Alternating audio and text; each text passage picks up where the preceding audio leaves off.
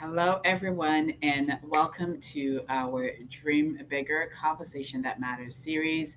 Today, I am so honored that I get to interview one of the most brilliant women that I have met in this journey. And also, it's such an honor to have all of you to join us as well. What we're hoping to do with these conversations is to help build a bridge, is to help bring us into a container so that we can have real conversation that matters about the things that matter, and also learning with and from the people who are not only doing this work, but doing in this work in a way that advances humanity. And I hope that that's what you will get from this conversation. And without further ado, I'm super excited to introduce to you our guest, Tasha Thomas. Tasha, welcome.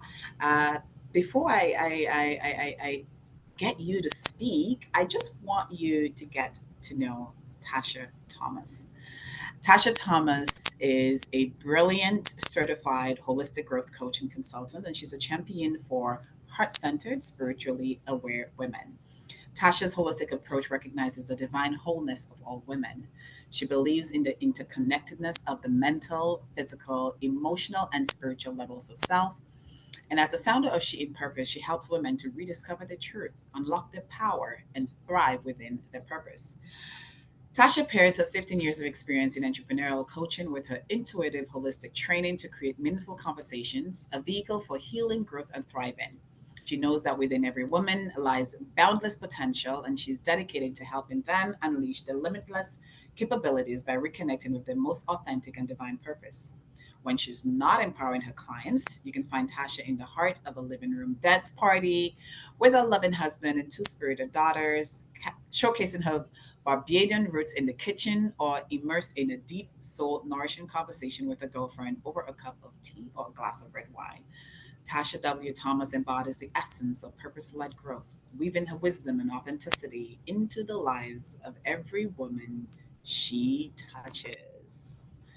Help me welcome the brilliant and beautiful Tasha W. Thomas. Tash, welcome to our Dream Bigger Conversation That Matters series, and thank you so much for saying yes. Wow, thank you so much for having me. It's such an honor to be part of this conversation and continuing to be part of the journey of this incredible piece of knowledge and wisdom that you're sharing with the world. And I'm very happy to be here. Oh, Thanks for. thank you. Thank you. Thank you. And I want to start by, talking about how we ended up working together. But before we get there, I want to talk to you about what are you deeply curious about? And for me here at KDPM Equity Institute, I have to let folks know that the way I met Tash wasn't necessarily, there wasn't this conventional way of meeting Tasha. And what I love about you and your work, you talk about your connection to your spirituality and wholeness. And I think we're in a space and time right now in this life journey where we need that reconnection. We need that ability for us to even know how to connect, but also acknowledge the fact that we're disconnected.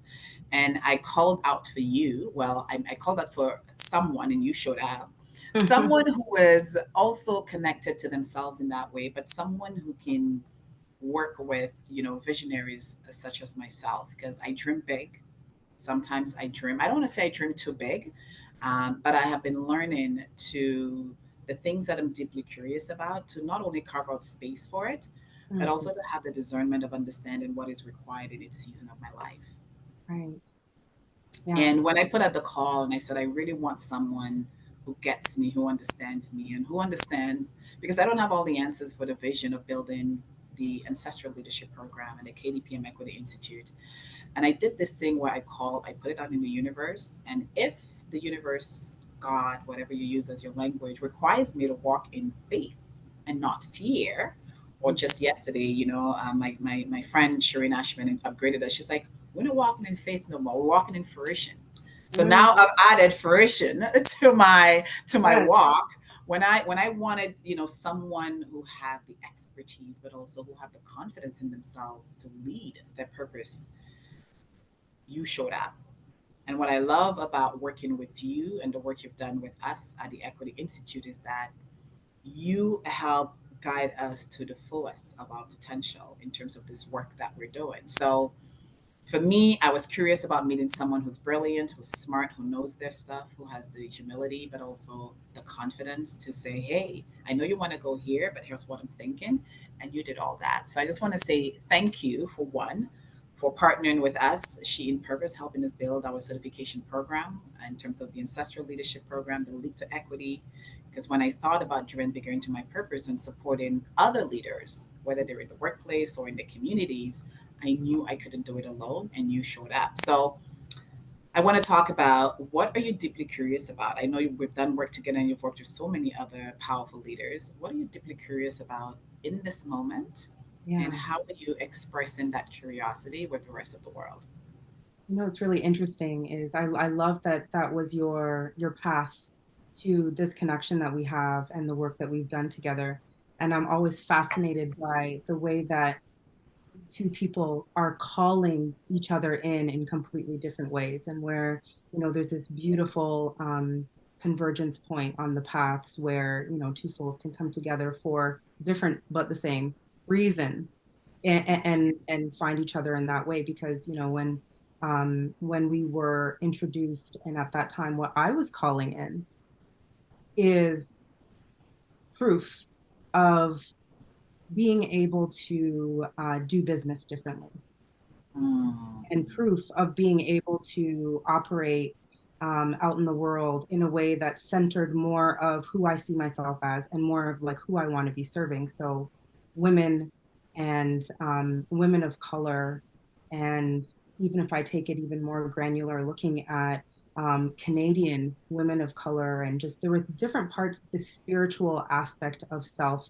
that in my previous 15 years, where it was such a beautiful journey and so much learning in that space, there wasn't a whole lot of that being centered. So I was at this point where I was making this beautiful transition into something way more and way different mhm. than anything I'd ever done professionally before. And the conversation I was in with my spiritual team, with my ancestral guidance, was, where's the proof? Like, where's the embodiment of what this looks like in action? And then you showed up. Ah, goosebumps. And then you showed up, right? So it was like just a perfect time for us to come together and do this work together. So I just think that that is so fascinating. I always love hearing the how each person has called something in. I think that's really Yeah, special. yeah. When I think about what it is that I am really curious about right now, it's interesting because it starts with self. And what I've been exploring and getting like really curious about, Karlyn, is this idea of nourishment, and in specific, Mhm.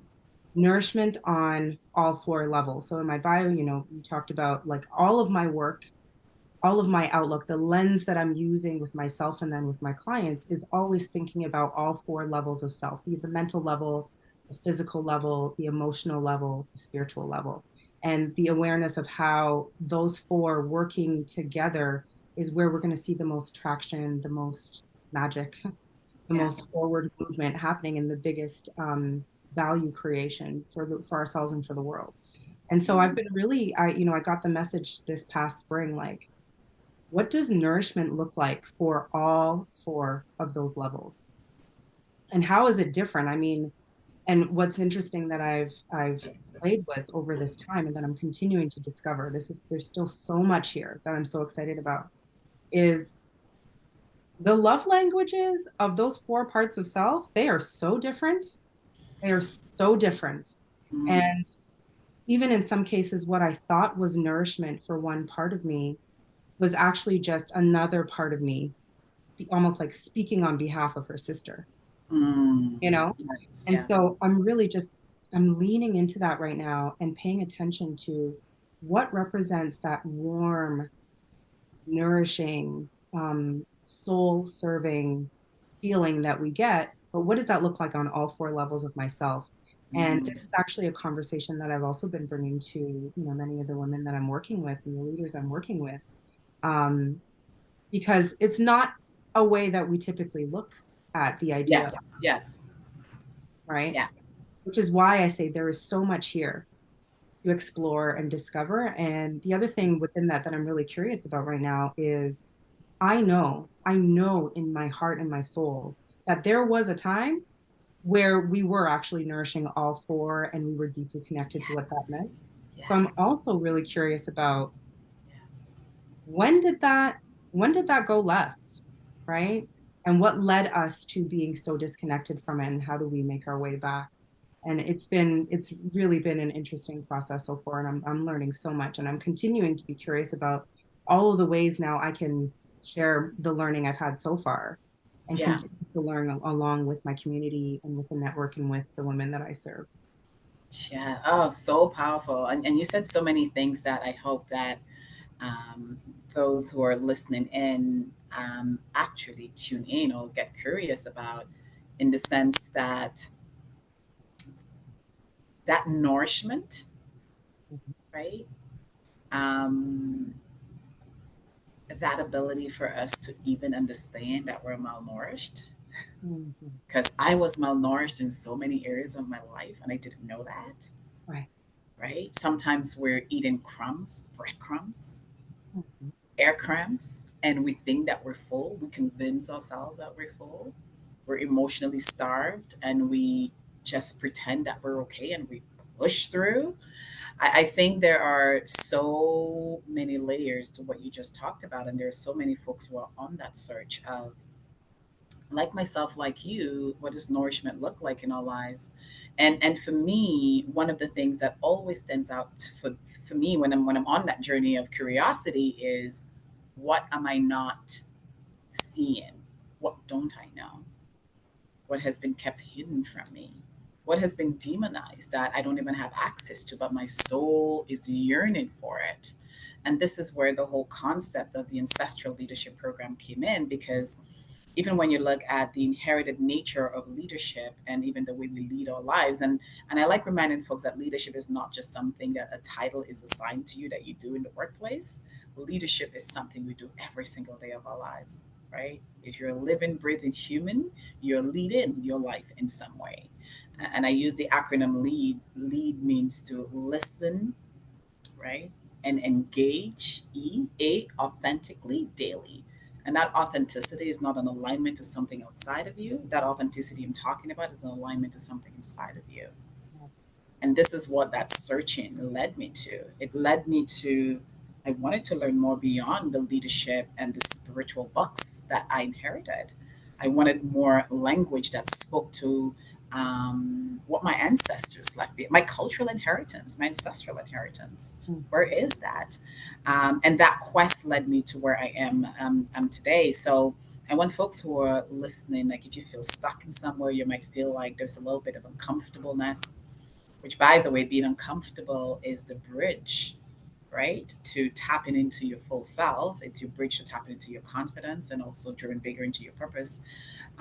Start with curiosity. Start with that quest of what's missing, or what is that one thing that I currently have in my life that feels like, mm, it feels like it's giving you, that little bit of, right? Yep. How can I create more space for that? Or how can I guide myself towards that? Mhm. Um, so really think about how curiosity can be a medicine and how curiosity can be a calling. And um, the thing about curiosity as well is that what I have learned is that curiosity always leads to courage, right?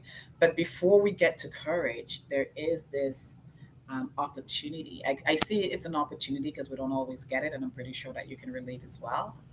When you realize that, hey, all this time I've been operating on a malnourishment scale, I thought I was full. I thought the people around me were feeding me. I thought the role that I was assigned in, whether it's your full time job or your role outside of that static role, um, you realize that, hey, it actually not giving me what I thought it needed. I needed, or I thought what I was getting. And what I have found for myself, and I don't know about you, Tash, but I'm pretty sure there's someone out there who can relate.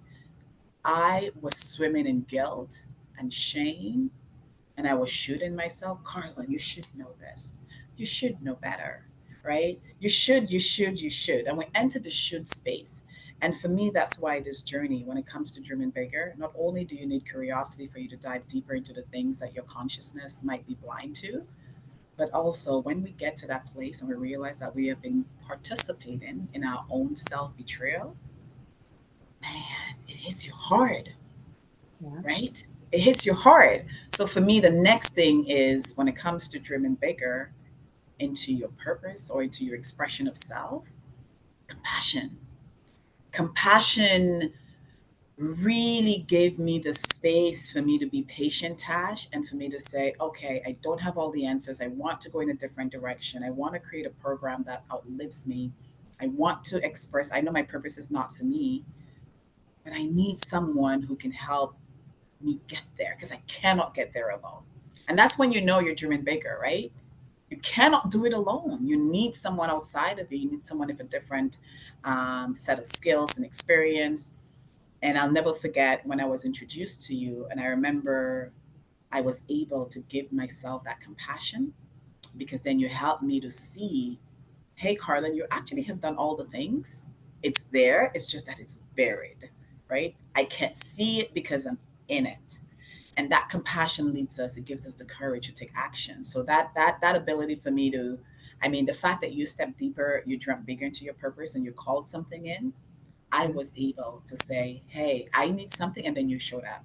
Right. So what has, I want you to talk about, especially with us working, on this program together, what were some of the tools and concepts that were meaningful to you? And what I loved about our work was how we both benefited from it. It wasn't just, yeah, I hired you and I paid you to do this.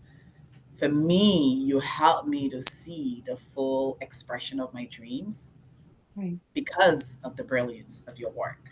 So, what are some of the key concepts and tools going through the Ancestral Leadership Program that really stood out for you? Yeah.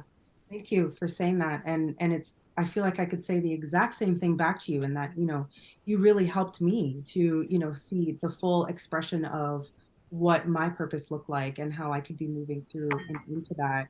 Um, we definitely fed each other in that way and continue to feed each other in that way. I think it's so special. Nourishment, true nourishment. That's it. Nourishment True on all nourishment. four of the levels. It Yeah. just it hits on all four of the levels, which is so beautiful. Um, so many of the tools and concepts and frameworks in this program have affirmed for me things I already knew that were buried, Yeah. have taught me new information that maybe my ancestors knew, but that I have not known up until this point in this lifetime, and equipped me with so much that then I can continue to share with the Mm, world as well and the people that I'm working with. And um, for me, the number one thing that is rooted in the entire program that I think is so special and that instantly activated something in me was this idea of Black flourishing.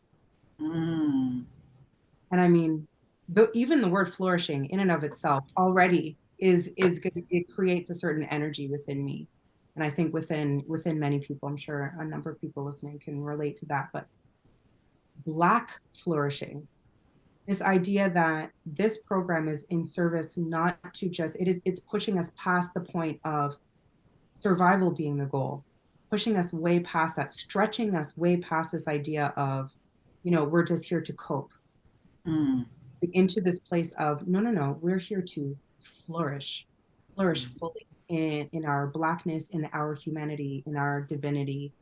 Um, and that idea, first of all, is not one that much um, talk of Blackness is swirled around. That is not where a whole lot of our ancestral inheritance is rooted in and swathed in. And so it definitely got me thinking. But the fact that it's woven into every single part of the program for me um, is a reminder that that's actually the goal. That's where we're headed. That is the purpose.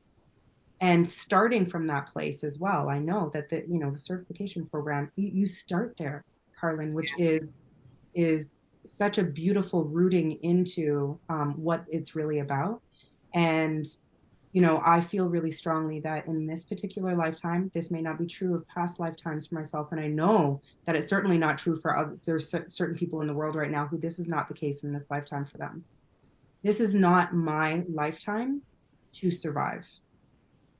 This is my lifetime to thrive. This is Mm-hmm. the work of this lifetime is about thriving, and which I think is so aligned with this idea of Black flourishing. Yeah, yeah, Where yeah. did that come through for you, Karlyn? When you like, where did that idea of Black flourishing come from for you? Hmm. It's very similar, to yours, and heightened, I would say. I think that the concept started probably about a decade ago when I wanted to operate beyond the imposed identity of being a survivor of child sexual abuse, right? Sometimes the labels or the things that we go through, we're held at that particular thing, and then it Mm-hmm. becomes your everything. But I Mm-hmm. knew I was not what happened to me or what I went through. I was more than that. And I grew up in so many different religions. That's a conversation from another. Catholic, Seventh day Adventist. My parents were like, in the church.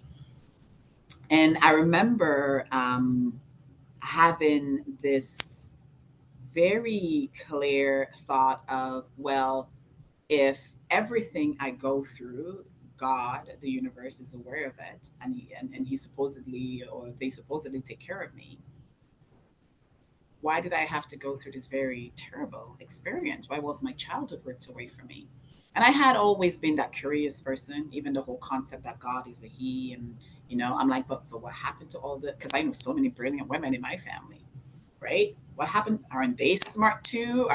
So the whole, I think it started from that experience, questioning, God and that reality.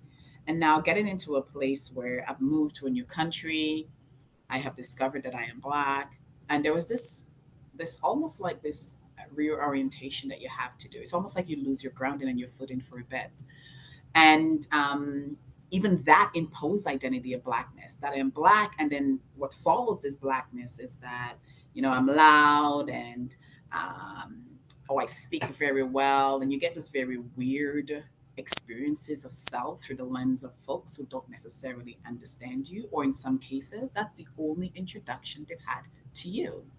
Mm-hmm. So I got really curious about, what if I removed all the labels, or what if I went beyond even the descriptions that I've received. And it was during George Floyd, like in addition to sitting and creating Sister Talk circles, Sister Talk group, that was my first, I guess you can say, vulnerable, bringing women together, bringing folks together to experience, to have those discussions. I'm like, how are we're not thriving at work. We're barely surviving, some of us, right? Depression, you go to work, we have anxiety, we can barely breathe, we have panic attacks at work. I've had panic attack, like you name it. But I Mm-hmm. still couldn't talk about it because even going to HR, it was still very almost like, well, you just got to push through. And the mostly white HR folks that I encountered in HR, because HR was, in my case, in my organization, mostly white, they also did not have the language, because I went through different misogynoir and, racist remarks and sexist remarks. And every time I went back to HR, they weren't equipped to deal with it. So they themselves, the education was incomplete. Right. And Tash, after 3 or 4 times going to the same place and expecting a different result, Mm-hmm. I'm now participating in my own insanity. So I had to do something differently. And I've always been, a huge fan of reading and research. So then I got down into the science, understanding the science and how framing and how the mind works, how subconscious programming works. Not only did I realize I had to start reframing or choosing a new frame and new lens for how I see myself, how I see the world, how I see other women who look like me, how I see all humans, I also realized I did not have enough information to switch that narrative into something that is more wholesome and more holistic. Because I too did not want to be managed through the lens of racism. I'm more than what I went through. I'm more than the narratives and the social construct that was created because of power and greed. I'm Mhm. more than that. But then who am I? When I look at the notebooks that are hailed, the thought leadership books and the thought leaders, they don't look like you and me. They're still selling or sharing a leadership narrative that is still rooted in the white racial frame. A lot of those conversations, colonization is not acknowledged. So if you're not acknowledging that, it means you're still not acknowledging my full humanity. If you're not acknowledging my, African indigenous technologies and African spirituality or leadership principles, or, what about the contributions of all those, feminist women from the Caribbean? And even I did not know their names. And still, I am still learning. I don't know a lot of the names of those powerful women who have been through the resistance, who have left us a beautiful inheritance in terms of their work. Why don't I have access to it? And I'm the kind of person, Tash. My grandfather always said that, and it stuck with me. If you can change something, you change the way you think about it. So, in order for me to change the way I thought about everything that I just shared, I realized that I needed a better toolkit. I couldn't keep going back to the toolkits that, the Tony Raw. Everybody's like, yeah, Tony Raw. I'm like, yeah, he's awesome. He's great. But there's something missing, Been missing. right? Yeah. There's something missing. And that something missing led me to, I did do my ancestry, my African ancestry. I'm actually getting ready to also do my matriarchal African ancestry, which is owned by Black folks. This is the first time actually I'm even sharing this on here. It actually traces your matriarchal lineage, and it actually tells you what tribe you're from. And what I love about this one is that they also destroy your DNA after. So, but before that, I had done another one that traced my roots to West Africa. And going back to that call, and I want everybody who's listening to really understand your voice, your call, whether it's a silent prayer, whether it's a wail, whether you're flat out on the floor and you're like, I don't know what's next. My bank account doesn't match my dreams, right? Half of what I've done, my bank account never matched my dreams. I'm like, oh, I want to do all those things with Tash, but where's the money coming from? And then I get on my knees and I pray and I walk in fruition, and then things get aligned. So I want the Hugh who's listening right now, who's saying, but how am I going to do it? Where am I going to get the funding or the resources? You need to trust in something bigger than yourself. And this is why it's called the Dream Bigger series, because dreaming bigger requires us to shift our mentality. I had to shift from the leadership narrative that's rooted in patriarchy and inherent superiority, even the whole concept of race, right? And the racialization. Um, White folks who have been also racialized as white, whiteness comes with a racial hierarchy. These are the conversations I want to have. Let's talk about it. Because just as we didn't choose to be racialized as Black, I know white folks didn't choose to be racialized as white either, right? So how do we bridge that gap? What didn't you learn from your ancestors? And Jen and I, we talked about this a lot. And Jen is the incredible human that I've also partnered with, helping us to bring the Equity Institute to life. We talk about her Irish heritage and how strong and powerful that is, and what she's learned from her own family as well. How do we bring those in? This is what ancestral leadership is all about. That's what got me curious, because I also wanted to leave behind a narrative and a set of tools and ideas for the Black leaders and other leaders who were interested in a leadership narrative that's not rooted in patriarchal paternalism, or some sort of superiority model. They wanted to be exposed to something greater than themselves. And what I love about the ancestral leadership and going down that route, it introduced me to exactly what you talked about. If I'm not, fully myself from a holistic perspective, like how am I feeding my spiritual self? How am I feeding my right? It gave me more language. Even the whole concept of God, which I've had a chance to rebuild my relationship. I tell folks all the time, I had to fire God. I'm like, listen, you didn't protect me, so we vex. We're not friends, right? But diving into African spirituality and reclaiming our heritage, Tasha, what I learned is that we have such a beautiful culture. There is so much about our culture that is amazing and incredible. Even our connection to the land, that God includes all living things. God includes you and me and every other human on this planet, but we have forgotten that, right? And dehumanization becomes the cultural norm. So, how do we find our way back? What I'm hoping with the program is that we expose folks to concepts and narratives and ways of being that is more rooted in the truth. And from an ancestral perspective, whether you're looking at this for the lens of African ancestry or you're Afro-Caribbean, like what did grandma leave behind for you? What are some of the things that you do in your family that's untapped? What are some of the, when I look at the Mahat principles, which is something we also go through in the ancestral leadership program, um, it's really all about giving you a different toolkit so that you can reprogram your subconscious, but also you can do it from a place that celebrates the full flourishing of yourself and that doesn't reduce you to your racialized self, which was something that was created without your permission. I know that was a long response. A long and delicious response, and I thank you for sharing all of it, because I think that it's important, and understanding that journey to the creation of this program and this idea of Black flourishing is necessary to share. I think it's important for, for everyone listening to hear, how you, it wasn't like, oh, I think I'll just do this tomorrow. Oh That's no, it's right. yeah. And the last thing that I'll share, because I want to, talk about the tool that you have been using, because you shared this powerful, scenario with, how you have showed up, not just as yourself, but also as a mom for your kids as well. Um, the Black Woman Best framework is also a framework that I have also shared with folks, and it's a framework, an economic framework that really looks at policies and practices that centers the best, the full flourishing for Black women. And we know that Black women are the most disrespected, misogyny is rampant, um, not always supported, and we kind of take it and roll with it, right? But one of the things that our entire programming is rooted in is that Black Women Best framework. And that Black Women Best framework, actually, just to share with you, is actually a term coined by Janelle Jones.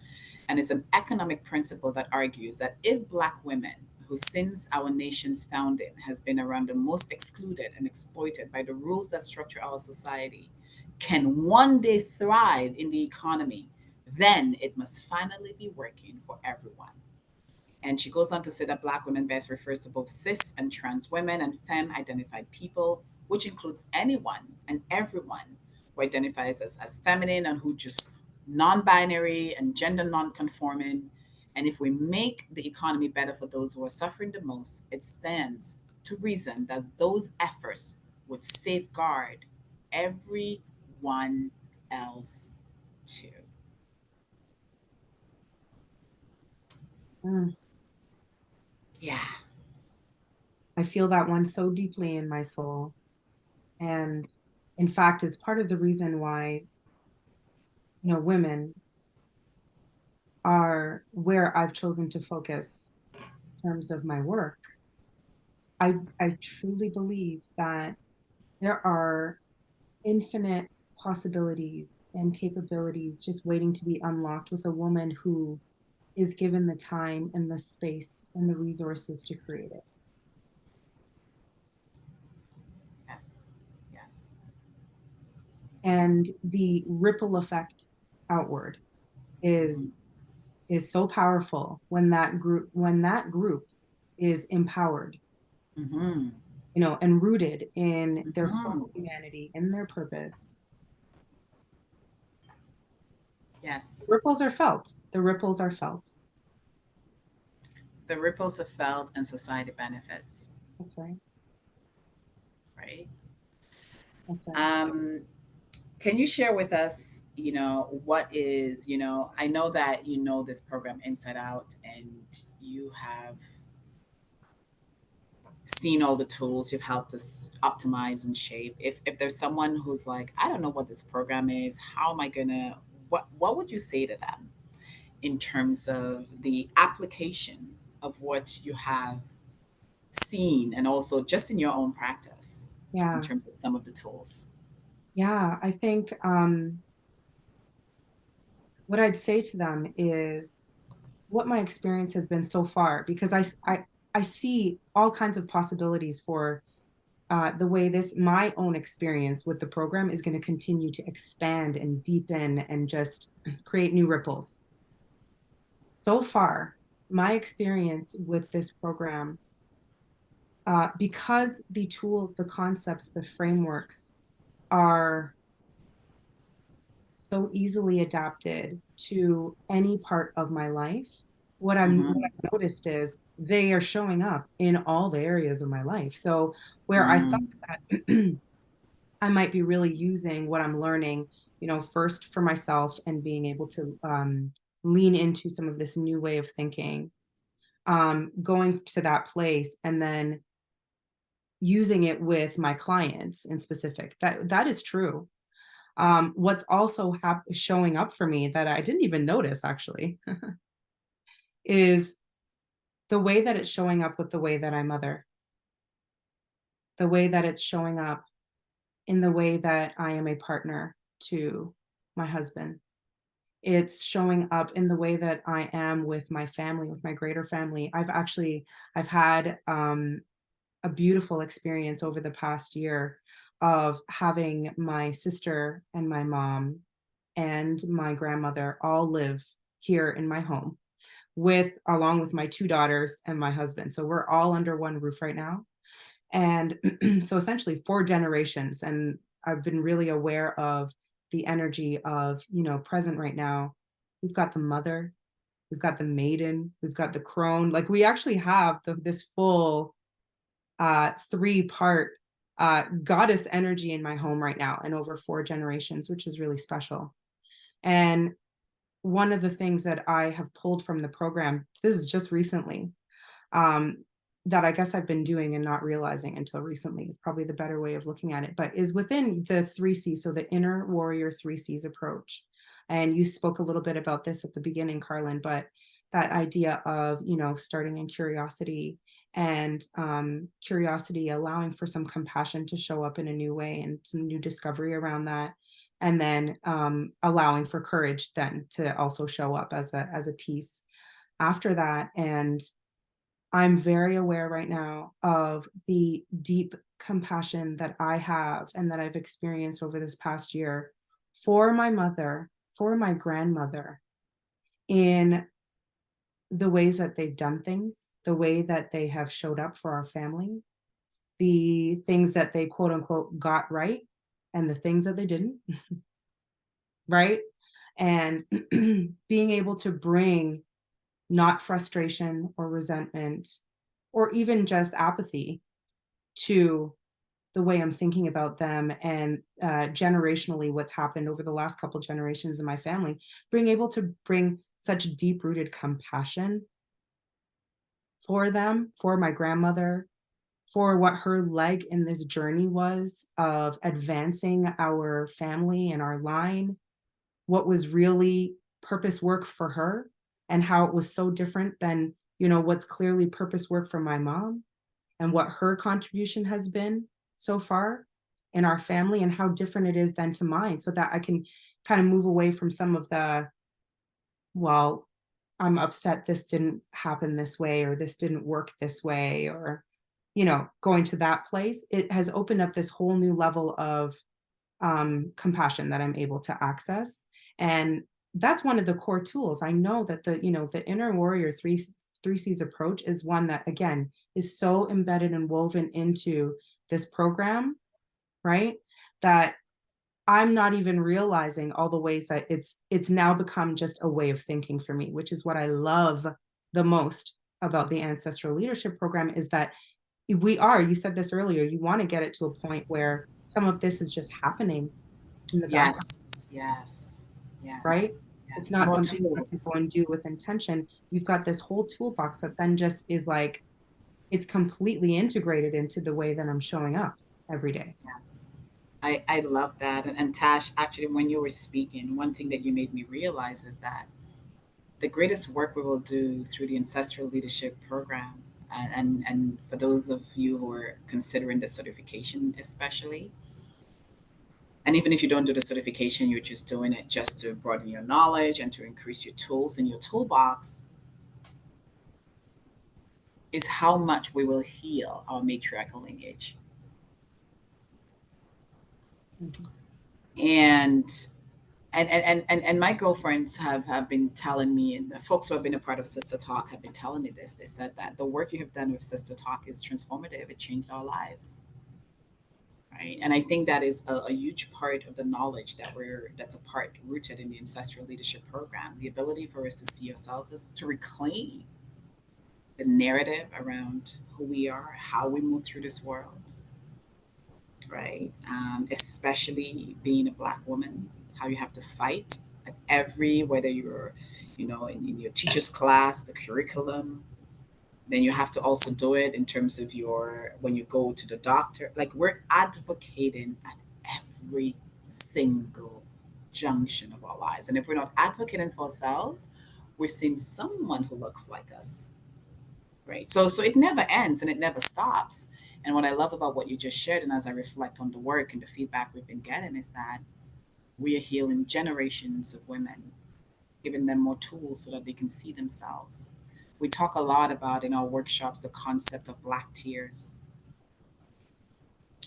And it breaks my heart when folks say, oh, that's not a thing, right? We cannot even give ourselves permission to our full humanity because of this very hard exterior that the world has built and the harm the world has built against us.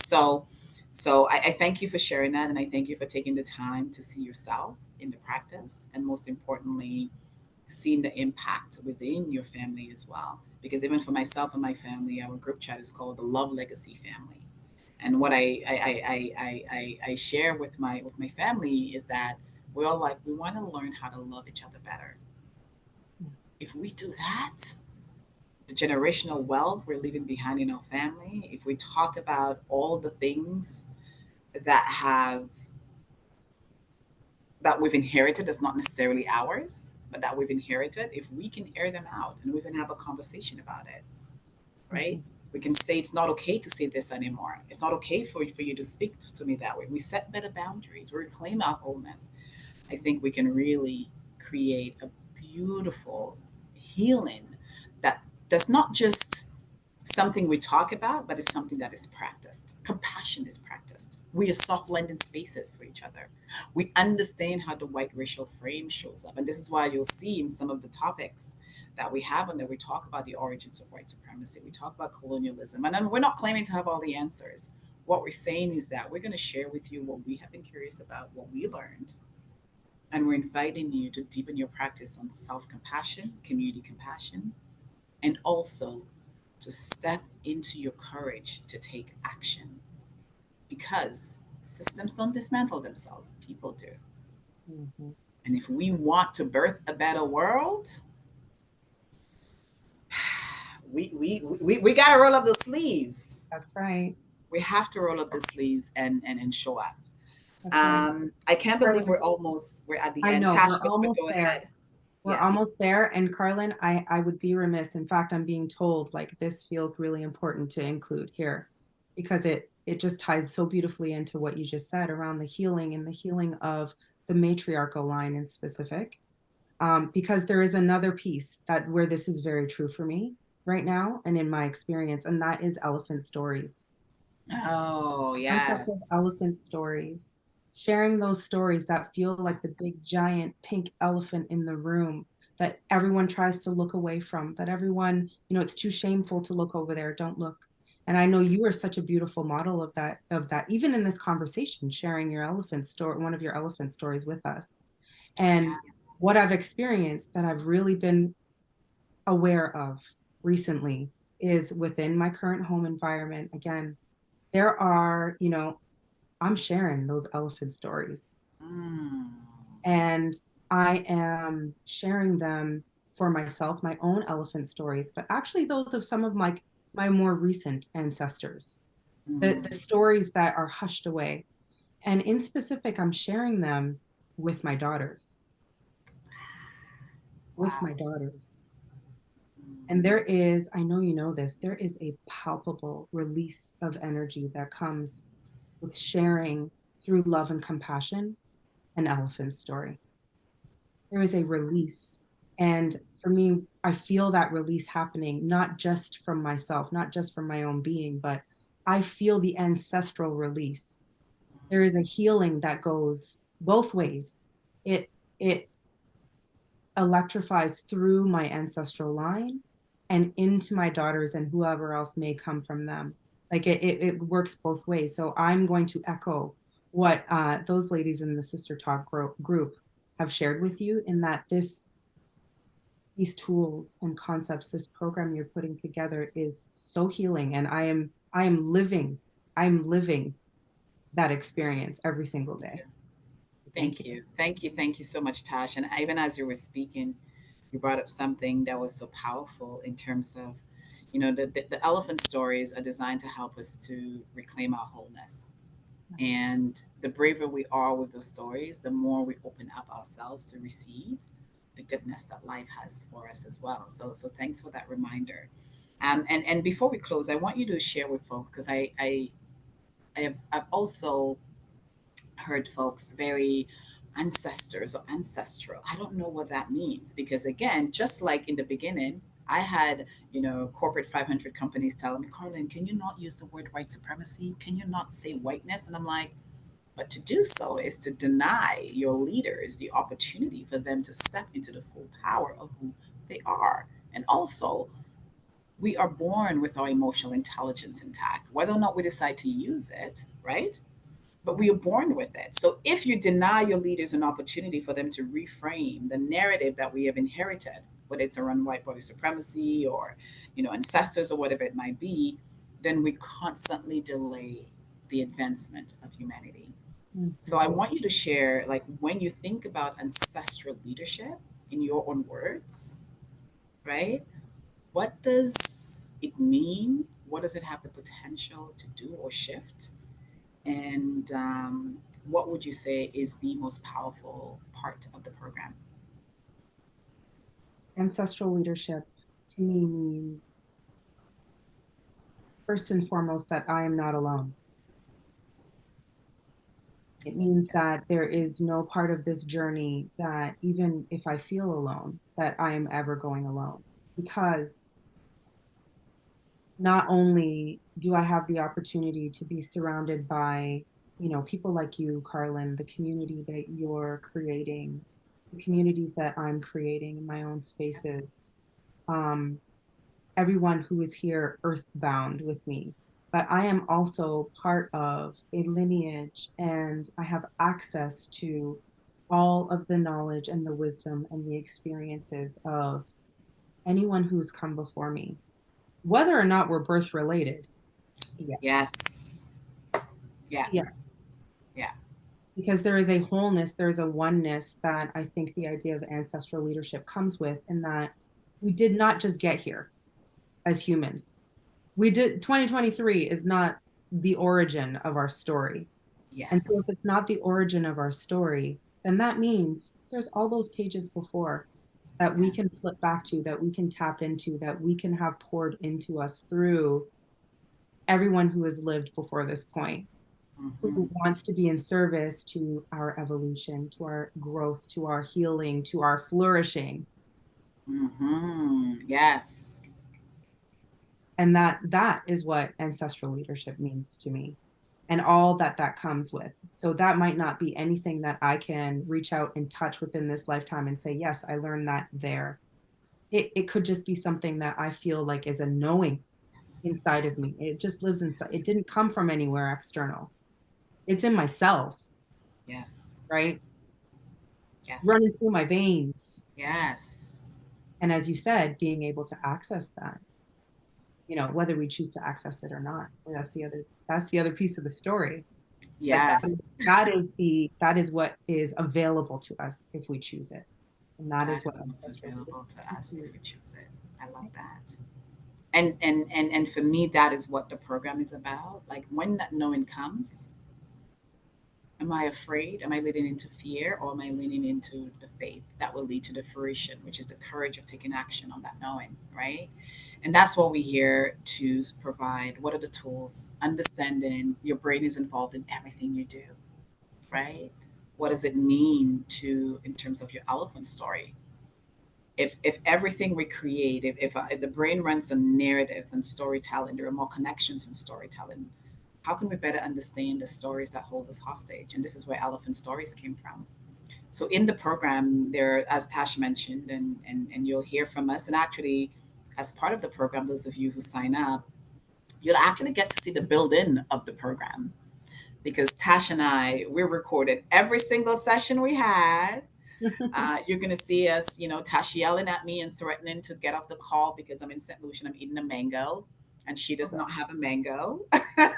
It happened. But I think one of the things I'm very excited as well, Tash, to share is that not only do Black women collaborate, we collaborate in the most beautiful way. And that's why I'm so thankful for your gifts and your brilliance, and for saying yes to your purpose.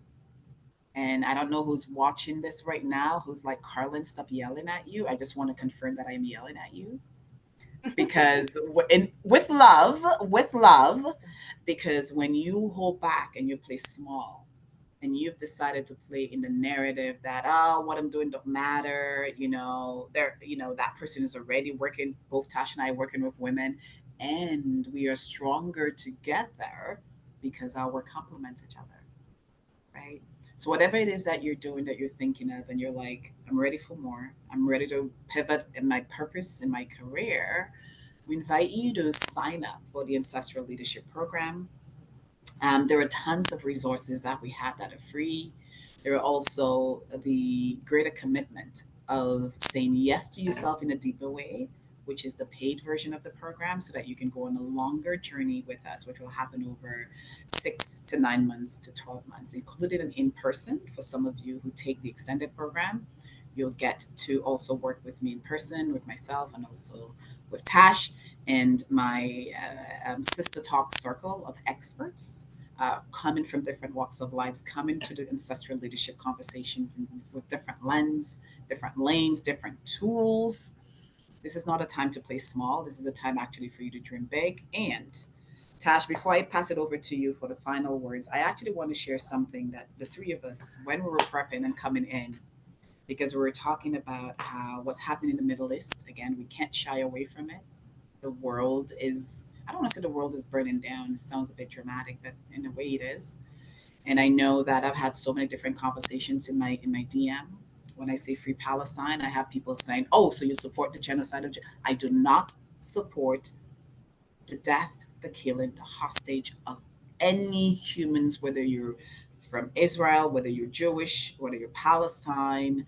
I do not support or um, condone it. But we also know Palestine is also under occupation as well, right? And yes, the Jews who arrived in Israel arrived there because they too were unsettled, right? And they were exterminated, and they have also been through their fair share of horror. We all have been.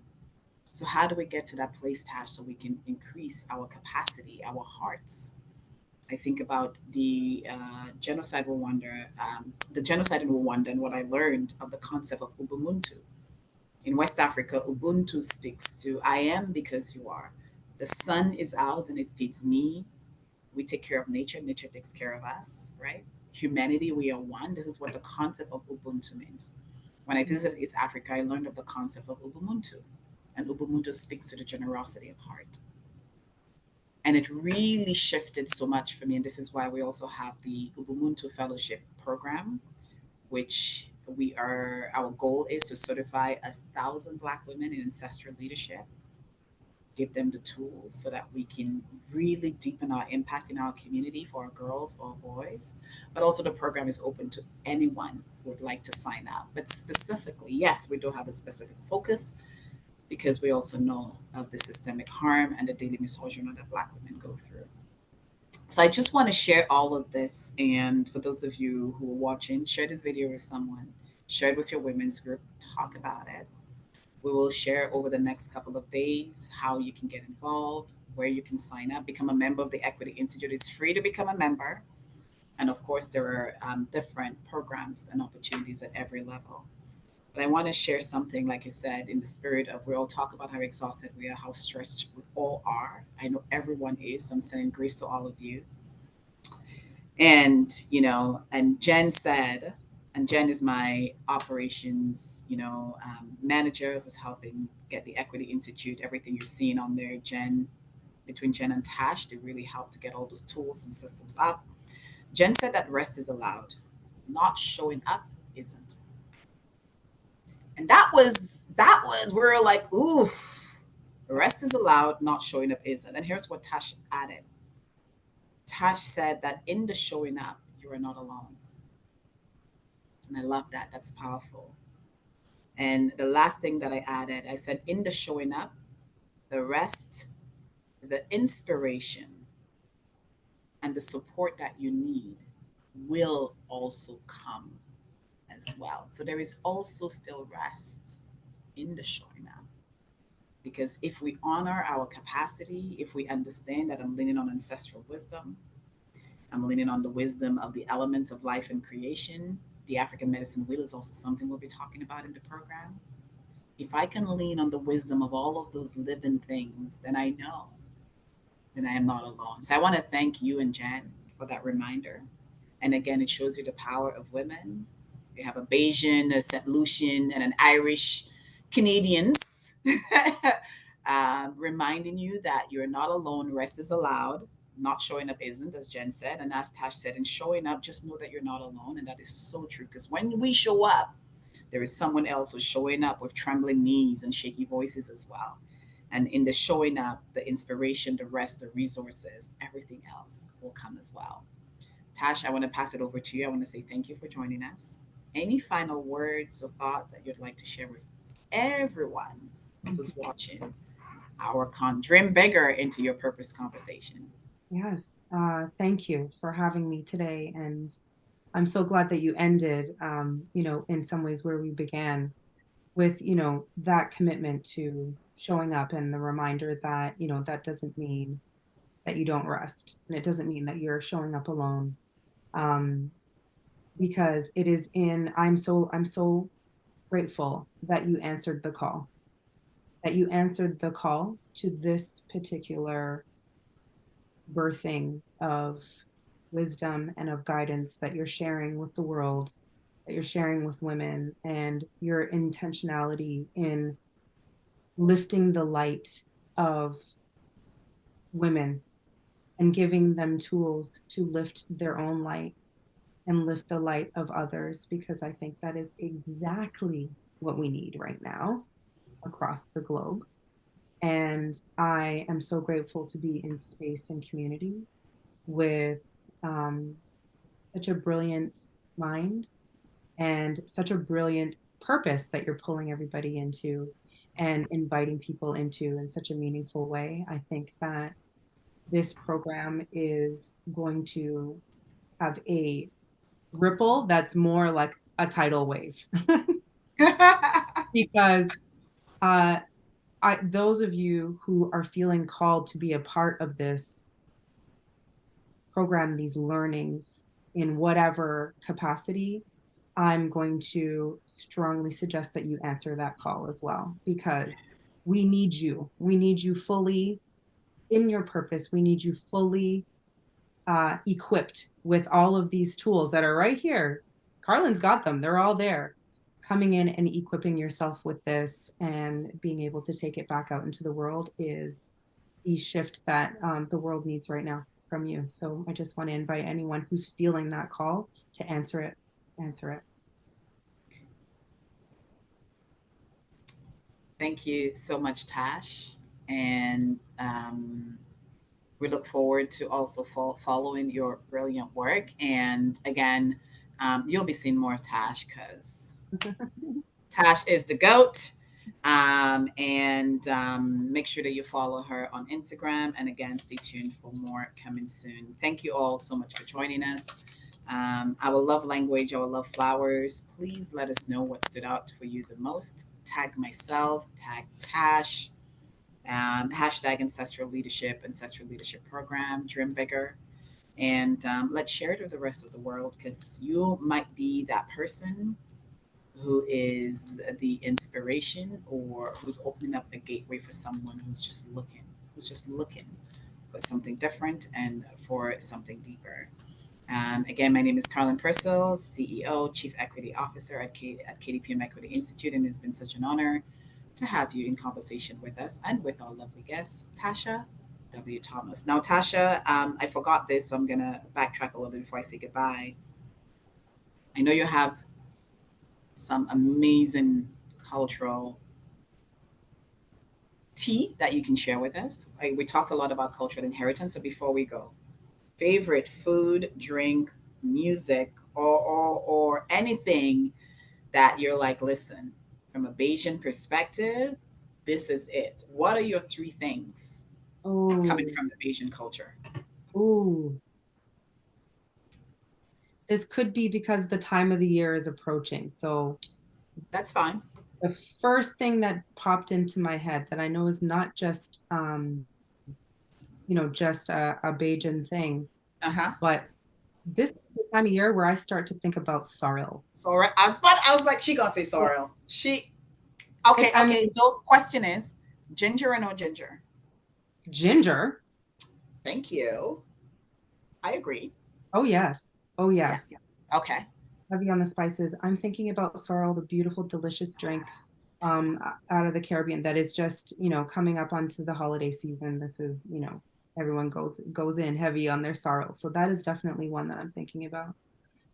Ooh, favorite music. I mean, I wouldn't be a Bajan if I didn't hail up the soca community, the amazing soca community. But for me, actually, Karlyn, it's anything that is going to get me into my hips.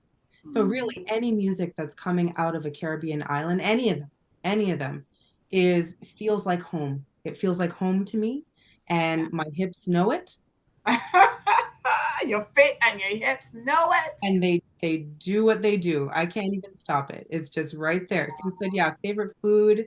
Um, you said favorite, like some music. What was the other one you said? Just something Food, else cultural. music, maybe place to go, or I always think about the land, the food, the music, or the people. Hmm. 'Cause these are such powerful ancestral conduits as well. Yeah.